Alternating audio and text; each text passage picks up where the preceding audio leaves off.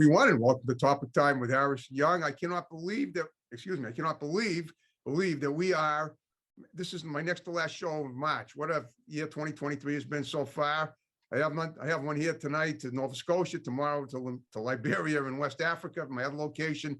First time ever I did 2 shows in a week out of the United States, and it's been we're just setting all kinds of new pinnacles of success for the show, and it just keeps going. And I have an author tonight in Nova Scotia. She's the second Zoom guest I had from Canada. I had, you guys may remember, Brad Oates in British Columbia that I had from my Eastern location a couple of weeks ago.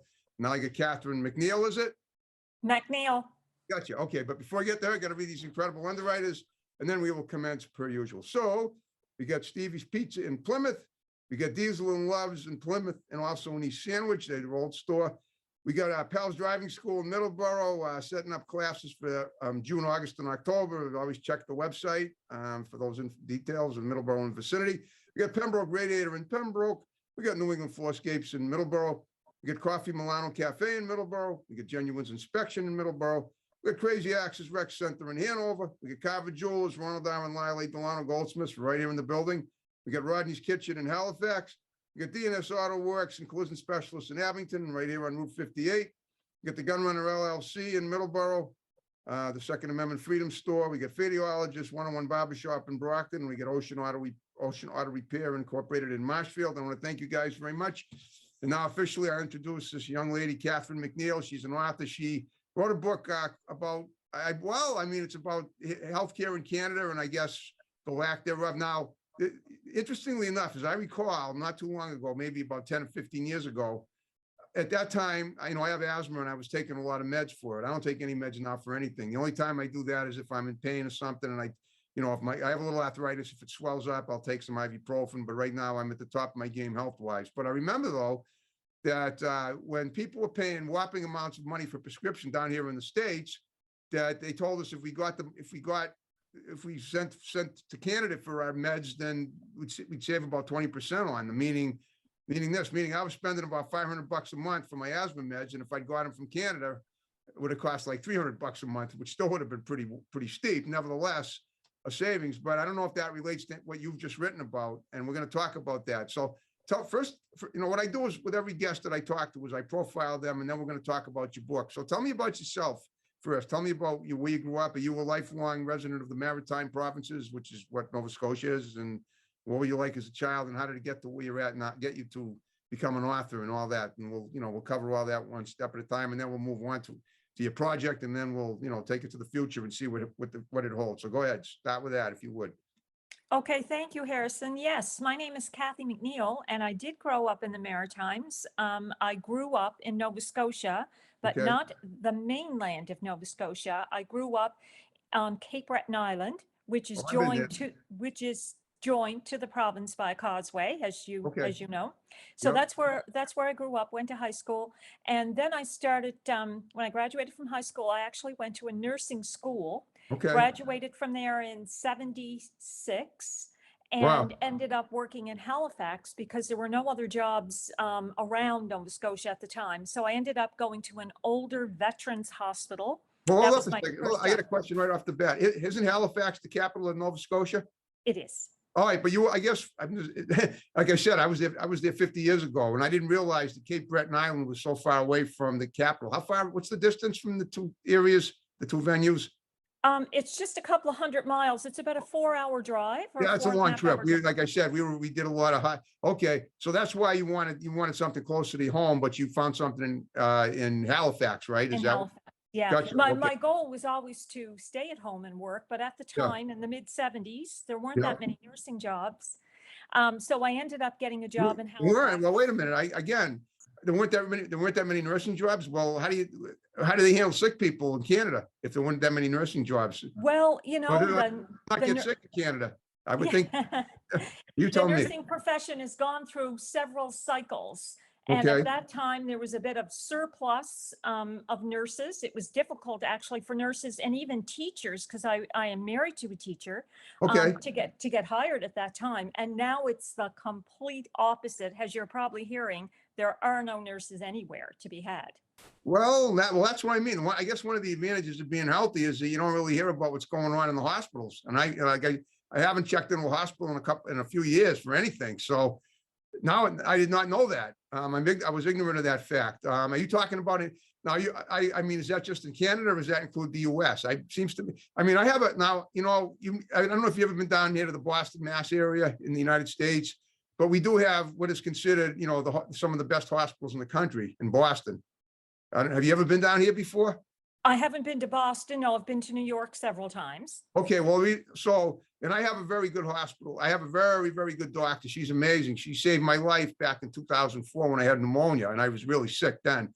And she got me through it. And it was at that time that I was taking all those meds, like I said, and learned about how I could go from 500 to 300 a month by getting it imported from Canada.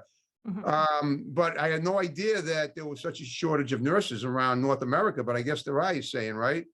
So North America, even throughout the UK, Okay.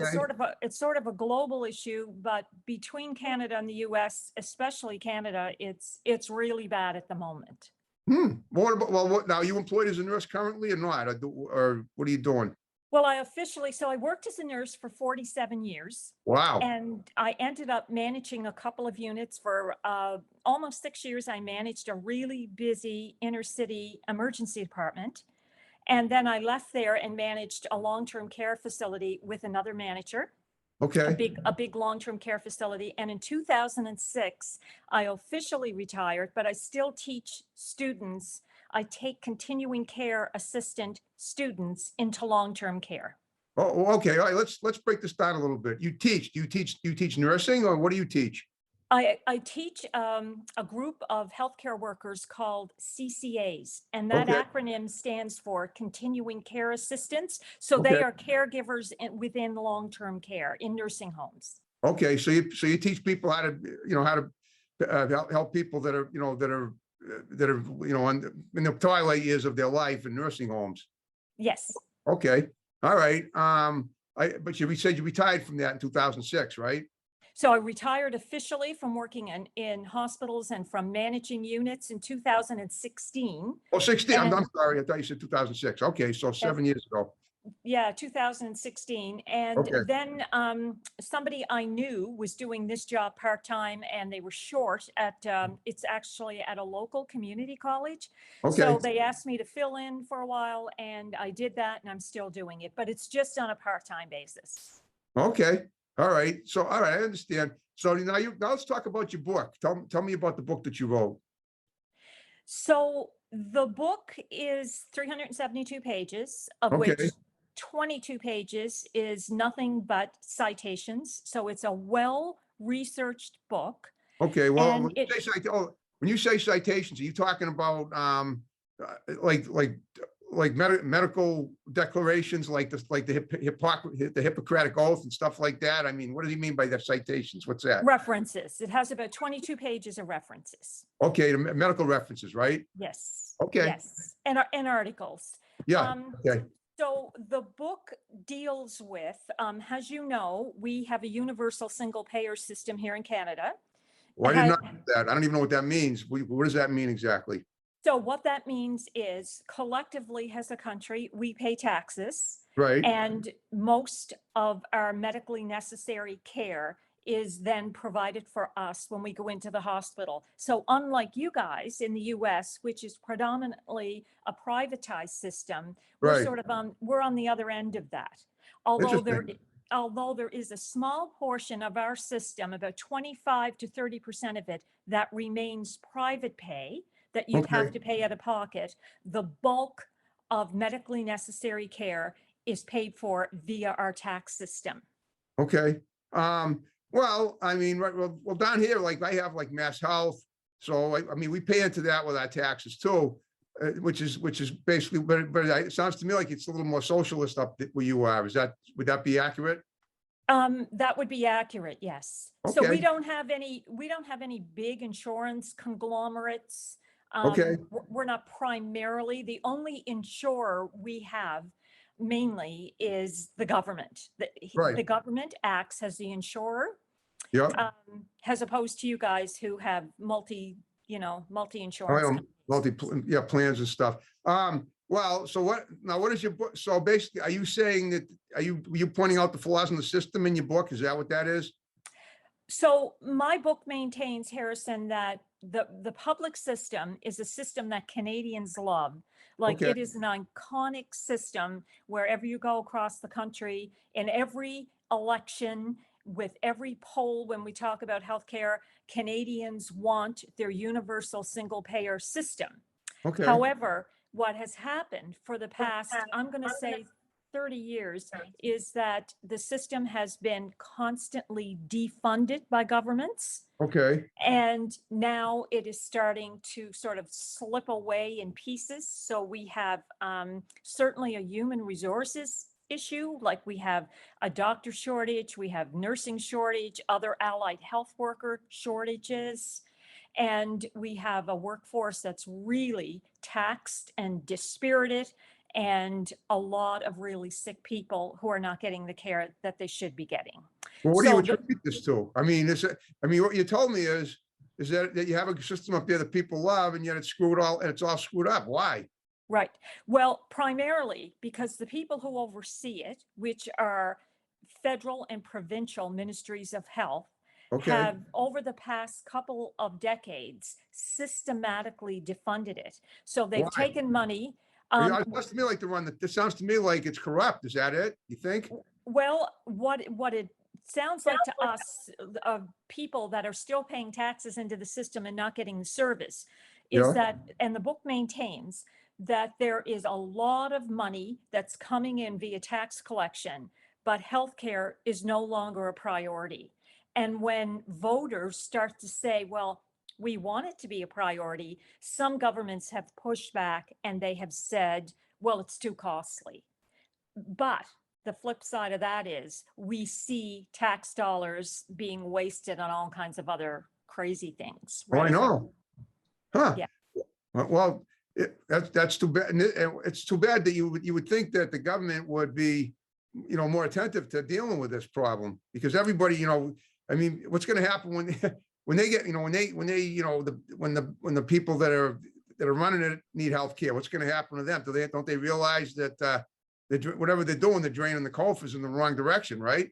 Yes, and that's what the book is trying to bring that to light, to Okay. say, we only have so much time to reinvest in this program, and we better do it now because things are starting to circle the drain.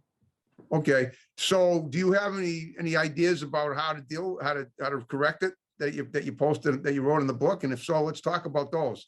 Yeah. So what I did when I talked about solutions, I broke the solutions down into 3 categories: what I felt the federal government should do, what I felt the provincial and territorial governments need to do, and what I felt we, as the funders of the system, as the taxpayers, need to do. So federally, of course, we want the federal government to keep transferring money to the provinces and territories for healthcare.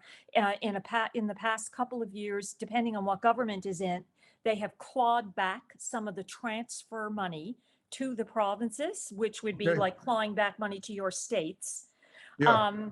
for healthcare. Now that is starting to turn the corner, but the problem between the federal government and the provinces is that the federal government is saying, okay, we are going to give you money for healthcare in your individual provinces, but we need strings attached to that because we are giving you money and we're not seeing any results. So what are you doing with the federal government money? And part of that is true. Part of that is very true. The provinces, for their part, are saying back in response to the federal government, look, we are all different. We have different demographics. And you can't say, well, here's a pile of money from the federal government, and here's what must be done with it in British Columbia, Alberta, Nova Scotia, New Brunswick, because we are all a little bit inherently different. For example, our province of Nova Scotia has a lot of elderly people. It's an elderly demographic, let's say, compared to the province of Alberta or a city like Calgary, where the population is much younger and a bit Yeah, yeah. healthier. Okay, So there's this sort of fiscal food fight, I call it, yeah, between the provinces and the federal government. So in the book, I call for an end to that somehow that must end. They must act like grown-ups, and the federal government must transfer the money, and the provinces should have some say, but they actually should have objectives for that money to demonstrate that they are not wasting it. okay, The other thing I asked the federal government to do in the book is talk about ways. There was an article that I cited in the book, and it was written by Maclean's Magazine, okay, and it was called 99 Stupid Things the Government Has Done with Your Money. And what Maclean's Magazine did, a 3-part series around the I think 2007-ish, and they listed some of the preposterous ways that federal government has wasted money, like just crazy schemes that never amounted to anything. So in the book, I asked the federal government to step up to the plate, take more accountability, stop the wasting of tax dollars, to strengthen the tax system so that the people at the top who are really, really wealthy pay their fair share of taxes, which can then go back into the system to help pay for healthcare, because there's all kinds of tax loopholes, especially if you're really, really rich and sheltering money, down in the Cayman Islands or wherever. okay, And then on the provincial level, I do ask provinces to make healthcare the priority, to also stop wasting money, to also find a way to work with the federal government and to do a whole bunch of things in the system that could save money, things that are specific to Canada. And then for the taxpayers, what I suggest to them is that we become more vocal, like has for me, I've written a book, but yep, other people can get out there, they can write their members of parliament, they can get on and maybe do a podcast and say, look, I went to the emergency department, waited 14 hours the other night, and I had to leave, I didn't get any care. So to become more active yep, in supporting the healthcare system and to support the sort of social determinants of health that help build a healthy healthcare system, like housing and all the problems we're having now with inflation and so on and so forth.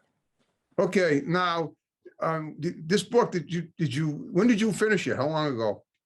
I finished it in December, and it was published January 3rd Of 2023. of 2023. Okay. Now, are you in any way affiliated with with government in your own right at all to some degree, or No, do you have no. do you have any people? I mean, I'm obviously you're trying to make a statement and you're trying to create results for the healthcare system in Canada. Now, writing a book is all well and good, but in terms of actually getting people to act the way the way they should act in order to change the issues, how are you going to go about that? Or how are Well, you? what has happened is, as this public system slips away from us, governments are implementing a lot of privatization. They're paying private clinics. People are now starting to pay out of pocket privately. And my concern is, if this keeps up, then we will either have a public-private parallel system where people with money will certainly get great care. People without the money will be in a public system that is totally defunded. Yeah, So care won't be based on how sick you are or your acuity. It will be based on how much money is in your wallet. Right. yeah, wow. So, and we see that happening. We see that shift happening now within Canada. So the province of Ontario, for example, Yeah, right now has about 1,000 private clinics throughout the province. okay. Is And that the capital of Canada? Is Ontario the capital? no, it's a province. That's okay. Okay. It's not like down here where you have where a capital is a state, or like the capital of the United States is Washington, D.C. Obviously, you don't have anything like that there, right? I don't know. Yeah, if so Ottawa, the city of Ottawa is our capital That's your city. capital. I don't know. Yeah, I want to know what I'm. Yeah, I think it's Washington. I don't know. Okay. All right, Ottawa. So that, no, but isn't now is Ottawa in Ontario or not? It is, It is. Okay. So it's kind of like that's the central part of the government right there. it That's is. that's where your Prime Minister Mulroney does his work every day, right? Yes, Trudeau, it's Prime I'm Minister sorry, Trudeau. Trudeau now. Yeah. Again, I haven't been to Canada in a while, so and what we see down here is pretty limited as far as media coverage, but well, all right, but who have you distributed, who's buying the book so far? I mean, if you get it on the shelves in the bookstores, I mean, you send it, I mean, I would think, I always try to give advice to my guests to help them out, and I would, for something like this, I mean, you're trying to create results, in the formation of healthcare. I mean, there are representatives that only the reps of those situations, of those provinces and government kickback deals or whatever can deal with, can handle that. So you're going to have to give, aren't you going to be able to, isn't it your next objective to give books to people, that are in government so that they can figure out how to handle it with all the solutions that you have in the book? I mean, that's what I'm trying to figure out here. I'll find out. Yeah, that's a very good point, and I am trying to get government to listen. I am. We have a relatively new provincial government in our province of Nova Scotia, Okay. and to date, knock wood, they seem to be very interested in restoring some healthcare funding and building the healthcare system back to where it was. Okay.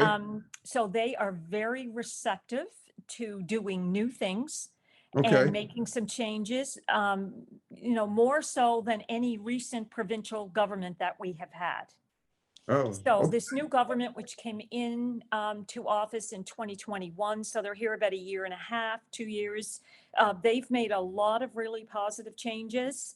And they are stepping up to invest a lot of provincial money into the healthcare system here. But I have to add, it has slid pretty low. So, there's nowhere to go but up in some respects. We have Okay. a province of about 1 million people now, and we have 140,000 people without a family doctor at the moment.